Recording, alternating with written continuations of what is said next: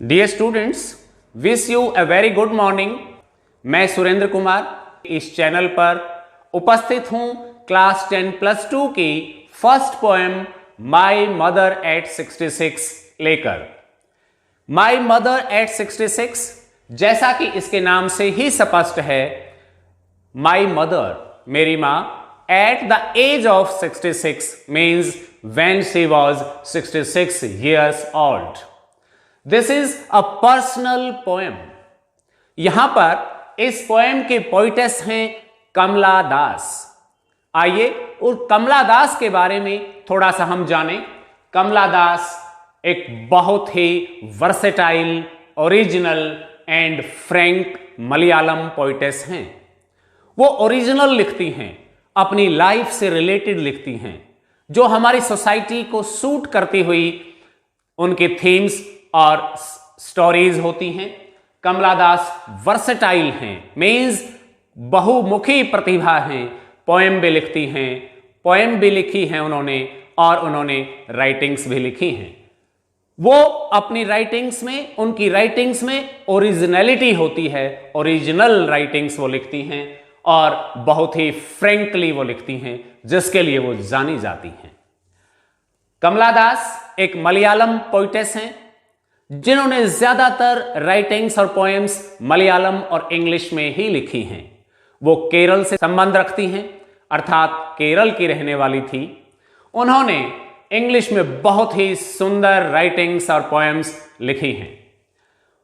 वो एक पोइटेस और एक ऑथर रही हैं, जो बहुत ही फेमस रही हैं। अभी लगभग 10 वर्ष पूर्व उनकी डेथ हुई है, लेकिन उन्होंने बहुत ही सुंदर पोएम्स लिखी हैं। यहां भी एक हार्ट टचिंग पोएम उन्होंने लिखी है, जो आपके सिलेबस में है, माई mother at 66। My mother at 66 एक पर्सनल एक्सपीरियंस बेस्ड पोएम है, जिसको उन्होंने पर्सनली जो कुछ भी अपनी मां के बारे में फील किया, वही उन्होंने लिख दिया। जो कमला दास ने फील किया, हम सब अपने पेरेंट्स, अपने ग्रैंड पेरेंट्स के प्रति फील करते हैं। यह बहुत ही हार्ट टचिंग और इमोशनल पोएम है। एक्चुअली अगर हम इसकी थीम की चर्चा करें, तो इस पोएम की थीम ये एक सिंगल सेंटेंस पोएम है। इस पोएम में कहीं कोई वर्स नहीं है, बल्कि ये एक सिंगल सेंटेंस पोएम है, पंक्चुएटेड बाय कोमा। केवल कोमाज आपको इसमें नजर आएंगे। A single sentence poem. What is the theme of the poem is mother daughter relationship. आपने देखा होगा हमारी सोसाइटी में मां और बेटी की बहुत ही गहरी दोस्ती होती है, उनकी बहुत अच्छी बनती है। यदि मां बीमार हो जाए तो सबसे पहले बेटी उसको मिलने या उसकी सेवा करने अवश्य पहुंचती है। यहां पर भी मदर डॉटर रिलेशनशिप को हाईलाइट किया गया है, बताया गया है। इन दिस पोएम कमला दास, जो अपना पेन नेम माधवी कुट्टी भी रखती हैं, कहीं पर आपको मल्टीपल चॉइस टाइप क्वेश्चंस में इस तरीके का नाम पूछा जा सकता है। What is the pen name of Kamala Das? Madhavi Kutty. She cheers up her mother with a fake smile. आप इसकी थीम पर जाइए और थोड़ा सोचिए। वो इस पोएम में, जब आप इस पोएम को पढ़ेंगे तो आपको पता लगेगा कि अपनी फेक स्माइल के माध्यम से, ओरिजिनल और रियल स्माइल नहीं है, झूठी स्माइल है, जिससे वो अपनी मां को खुश करना चाहती है। आप देखिए इसके पीछे की भावना। She wants to make her mother happy and because why? Because of the pain of separation and worry behind it. जब वो अपनी मां के चेहरे को देखती है, she finds aging, which is a natural process. आप जानते हैं कि उम्र तो बढ़ती ही रहेगी, ये एक नेचुरल प्रोसेस है। परंतु जब हमसे हमारे अपने पेरेंट्स या ग्रैंड पेरेंट्स बिछुड़ते हुए या जाते हुए नजर आते हैं, तो हमें कितना पेन होता है। उसी पेन की बात यहां की गई है। जब वो अपनी मां के चेहरे को देखती है, तो she feels pain of separation and worry behind it. Worry, she is worried about losing her. उसको खो देने का भय कमला दास को है। Death is inevitable. ये इस पोएम का मेन थीम है कि डेथ को कोई नहीं रोक सकता, because man is मॉर्टल, death is inevitable. अगर हम इस पोएम की समरी की बात करें तो देखिए, इस पोएम से हमें एक वैल्यू मिलती है, एक मोरल मिलती है, एक शिक्षा मिलती है। कमला दास हमसे पूछती है, रीडर्स से पूछती है कि have you ever thought what our elderly parents expect us from us, कि हमारे जो बूढ़े माता पिता या फिर ग्रैंड पेरेंट्स हैं वो हमसे क्या एक्सपेक्ट करते हैं, क्या आशा करते हैं, क्या कोई वो बहुत बड़ी सेवा की आशा करते हैं? जी नहीं। अगर हम केवल उनके आंखों में आंखें मिलाकर एक बार मुस्कुरा दें, एक बार हंस दें, उनको विश्वास दिला दें कि हम खुश हैं और आपको खुश देखना चाहते हैं, बस माता पिता वहीं खुश हो जाते हैं। यही मैसेज इस पोएम के माध्यम से कमला दास हमें देना चाहती हैं।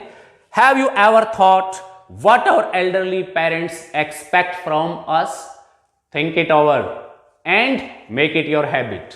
It will make your parents happy enough. आइए अब हम चर्चा करते हैं कि what is the summary of the poem my mother at 66। On her way back to Cochin, when Kamala Das, who lived in Cochin, when she was going back to Cochin after having a meeting with her mother, and she was accompanying her mother beside her, जिस गाड़ी में, जिस car में वो जा रहे थे, उनकी मदर, कमला दास की मदर एयरपोर्ट तक सी ऑफ करने के लिए उसके साथ जाती हैं, जो साथ वाली सीट पर बैठी हैं।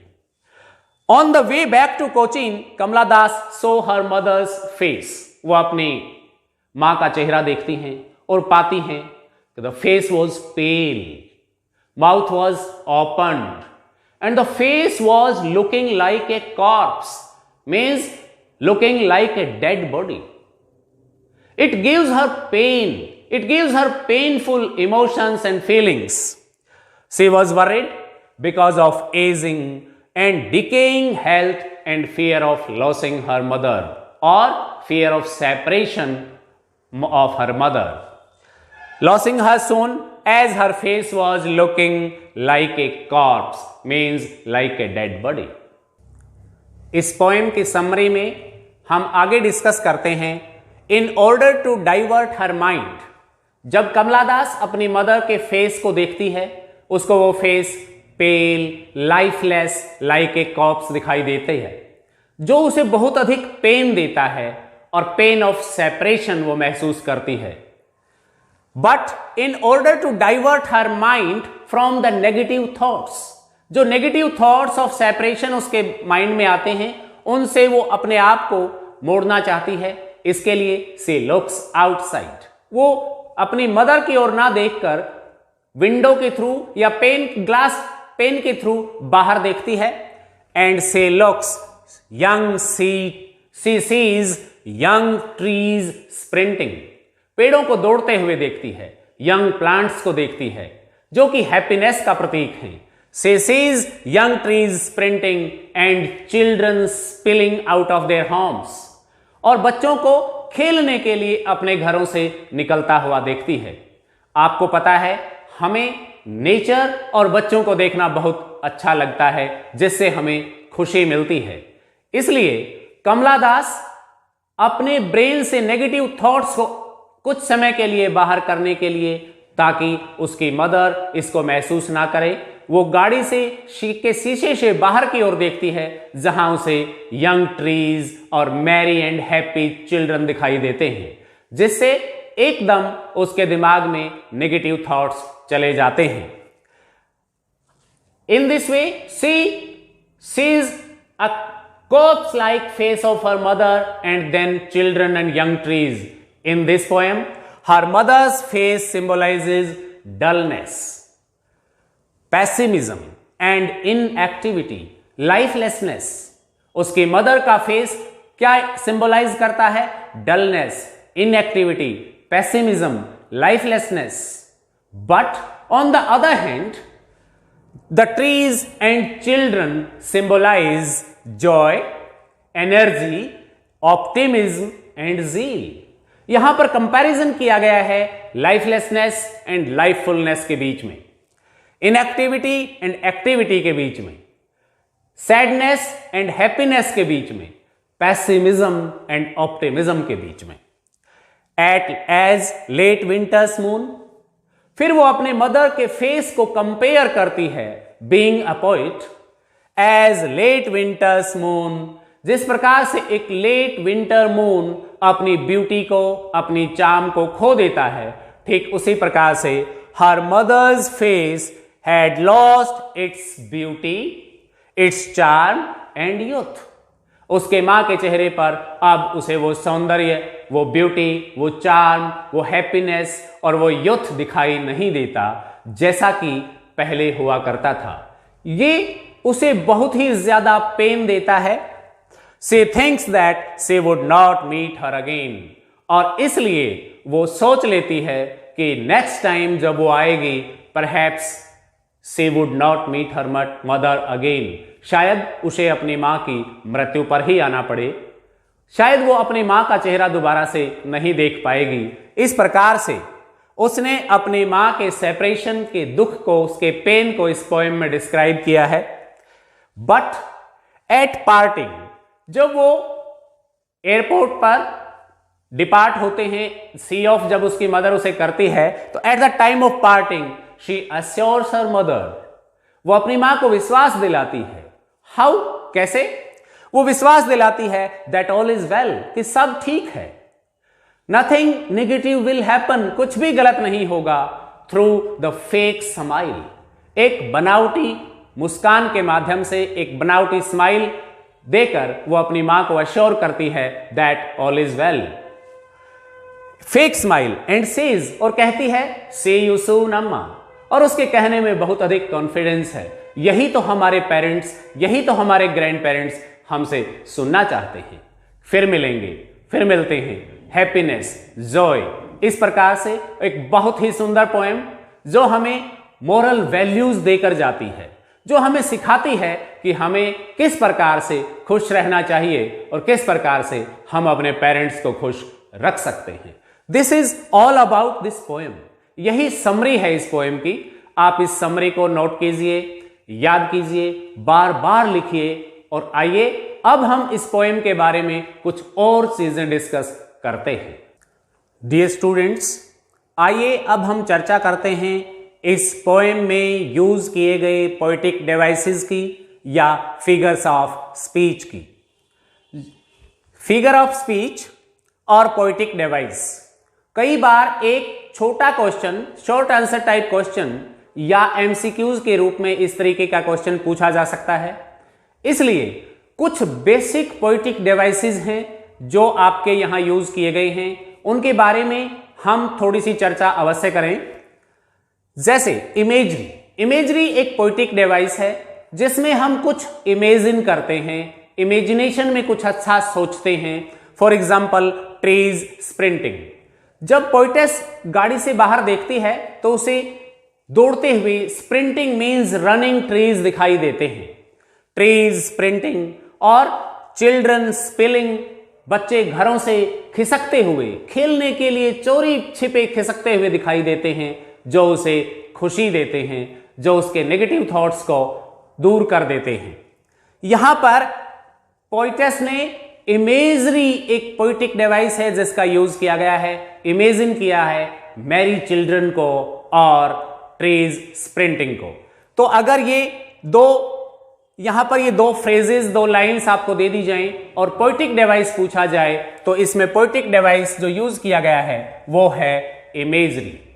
सेकंड इज, जो बहुत ही इंपॉर्टेंट है, इस पोएम में दो जगह पर सिमिली का यूज किया गया है। ये अलंकार हैं जो पोएम को ब्यूटीफुल बनाते हैं, पोएम को डेकोरेट करते हैं, पोएम को सुंदर बनाते हैं। सिमिली, SIMILE, या तो आपको दो लाइंस दे दी जाएंगी या आपसे एग्जाम्पल पूछा जाएगा कि किस एग्जाम्पल में सिमिली का यूज किया गया है। यदि आपको जब टू अनलाइक थिंग्स में कोई कंपैरिजन मिले by using the words like as and like, as और लाइक शब्दों का यूज करते हुए जब दो डिफरेंट चीजों को कंपेयर किया गया हो तब हम उसे सिमिली कहते हैं। ठीक इसी प्रकार का एक और पोएटिक डिवाइस होता है जिसे हम मेटाफर कहते हैं। मेटाफर में भी two unlike things are compared but without using as and like. वहां पर इन वर्ड्स का यूज नहीं किया जाता। आइए एक एग्जाम्पल से हम सिमिली और मेटाफर के डिफरेंस को समझने का प्रयास करें। फॉर एग्जाम्पल, आपकी क्लास में कोई बहुत ही ब्रेव एंड स्ट्रॉन्ग बॉय है, तो टीचर कह सकता है, मान लीजिए उसका नाम मोहन है, Mohan is a brave and strong boy, Mohan is like a lion. Mohan शेर की तरह से है, क्योंकि शेर और मोहन इनको कंपेयर किया गया है। यद्यपि मोहन शेर तो नहीं हो सकता, परंतु उसमें शेर की क्वालिटीज हैं जो क्वालिटीज शेर में होती हैं, लॉयन में होती हैं। Mohan is like a lion. यहां पर कौन से फिगर ऑफ स्पीच का यूज किया गया है? सिमिली का। लेकिन आपके टीचर ऐसे भी तो कह सकते हैं, मोहन इज ए लायन। उसमें ना ही एज का यूज किया गया ना लाइक का, लेकिन फिर भी मोहन को लॉयन से कंपेयर किया गया है। Mohan is a lion. यहां पर मेटाफर का यूज किया गया है। जब टू अनलाइक थिंग्स में कंपैरिजन हो without using as and like तो मेटाफर होगा। यदि एज और लाइक वर्ड्स का यूज करके कंपैरिजन किया गया हो तो सिमिली होगा। इस पोएम में दो लाइंस में सिमिली का यूज किया गया है, जहां पर एज और लाइक का यूज करके कंपैरिजन किया गया है। जैसे as a late winter's moon, उसने अपनी मां के चेहरे को, फेस को जब देखा तो उस फेस को कंपेयर करती है लेट विंटर्स मून के तरह से, लेट विंटर्स मून से, क्योंकि लेट विंटर मून अपनी ब्यूटी को खो देता है फॉग की वजह से। ठीक उसी प्रकार से वो कंपेयर कर रही है कि मेरी मदर के चेहरे की ब्यूटी भी गायब हो गई है, खो गई है। Her face is as a late winter's moon, यहां पर सिमिली फिगर ऑफ स्पीच का यूज किया गया है। Second is ashen like that of a corpse. अपनी मां के खुले मुंह को देखते हुए वो कंपेयर कर रही है उसके फेस को एक डेड बॉडी के फेस की तरह से। आपने एक मृत शरीर देखा होगा, जब किसी की डेथ होती है तो कई बार उस डेड बॉडी का, उस पर्सन का मुंह खुला का खुला ही रह जाता है, कई बार आंखें खुली की खुली ही रह जाती हैं। ठीक उसी प्रकार से उसकी मां का मुंह खुला था, जिसे वो डेड बॉडी के मुंह से, फेस से कंपेयर करती है, और दोनों में लाइक और एज का यूज किया गया है, इसलिए सिमिली का यूज किया गया है। Next is alliteration. एलिट्रेशन में जब टू और मोर देन टू वर्ड्स के साथ के इनिशियल साउंड्स को रिपीट किया गया हो, repetition of initial sounds of two or more than two words in a line. For example, see you soon. ऐसा बोलना अच्छा लगता है, एस सो साउंड का रेपिटेशन है यहां पर, और स्माइल एंड स्माइल यहां पर भी से का। अगर आपको इनमें पूछा जाए फिगर ऑफ स्पीच यूज्ड तो आप कहेंगे एलिट्रेशन और रेपिटेशन, ये यहां यूज किया गया है। आपने अगर नरेंद्र मोदी जी का स्पीच सुना हो, he is very expert at using figures of speech in his speech. Personification, यहां पर trees sprinting यूज किया गया है।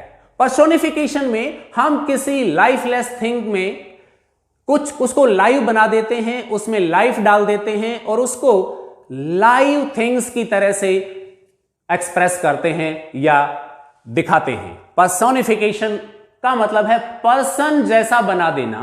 ट्रीज स्प्रिंटिंग, पेड़ उसको दौड़ते हुए दिखाई देते हैं। Do the trees run? Do the trees walk? No, but they are shown as running, sprinting. So here trees sprinting में ट्रीज को पर्सोनिफाई किया गया है, पर्सोनिफिकेशन का यूज किया गया है, उनको दौड़ते हुए दिखाया गया है। ये सब था इसके फिगर ऑफ स्पीच या पोएटिक डिवाइसेस के बारे में। आइए अब हम कुछ की पॉइंट्स की बात करें जो क्वेश्चन संभावित हैं इस पोएम से एमसीक्यूज के रूप में पूछे जाने। Pen name of Kamala Das, under his name, under what name do she write, does she write, वो किस नाम के नीचे क्या नाम लिखती थी अपने राइटिंग्स में? क्या कमला दास लिखती थी? कुछ मलयालम राइटिंग्स उसने माधवी कुट्टी के नाम से लिखी हैं। कमला दास की अपेक्षा उसने माधवी कुट्टी लिखा है। तो what was the pen name of Kamala Das? Madhavi Kutty. इसको उल्टा करके भी पूछा जा सकता है, whose pen name was Madhavi Kutty? Kamala Das. Next, where was she going? She was going to Cochin, back to home. She was driving to Cochin airport. Next, what was the fear? The fear of separation, the fear of losing her mother, the fear of approaching death. Who is I in this poem? This is a narrative poem, and Kamala Das, the poetess herself, is I in this poem. Negative thoughts. कौन से negative thoughts आते हैं उसके brain में, उसके mind में? Fear of losing her mother, fear of death of her mother, fear of separation of her mother. And what does she say at the end of the poem? She uses a fake smile and says, see you soon amma, see you soon amma. इस प्रकार से वो ये last words अपनी mother को बोलकर उसे assure करती है ताकि वो उससे शीघ्र दोबारा मिलेगी। इस प्रकार से यदि आप इस पोएम को, इस समरी को, की पॉइंट्स को, पोएटिक डिवाइसेस को और थीम को ध्यान से पढ़ेंगे, इस वीडियो को देखेंगे, you will be able to attempt all the questions based on this poem. Thank you very much.